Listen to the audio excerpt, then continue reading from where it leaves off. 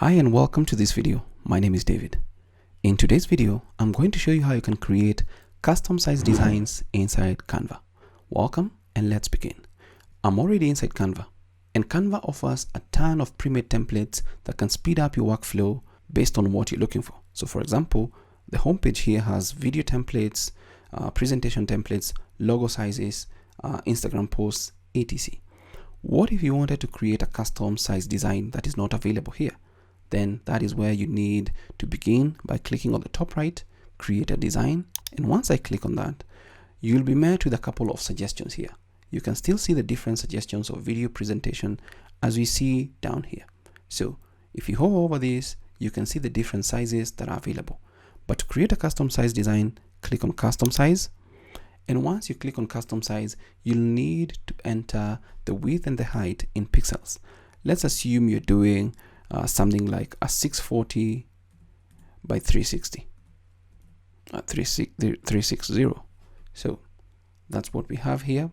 You can lock this particular design and it's in pixels, but you can also change that to inches, millimeters, or centimeters. Let's go with pixels. Just click on create new design. So this is our design, the 640 by 360. This is more or less a landscape view.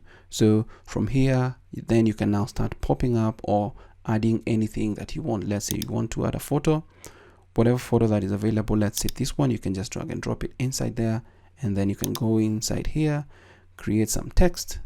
Let's say we add a thank you. Looks really good. You can resize that to whatever you want.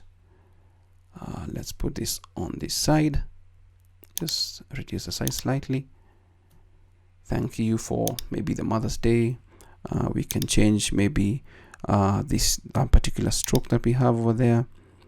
Let's say that doesn't work. That looks good. Let's change for this one as well. That looks good. So that is how you can create custom size designs inside Canva. Thanks for watching this quick Canva tutorial, and I hope that is going to be of value to you.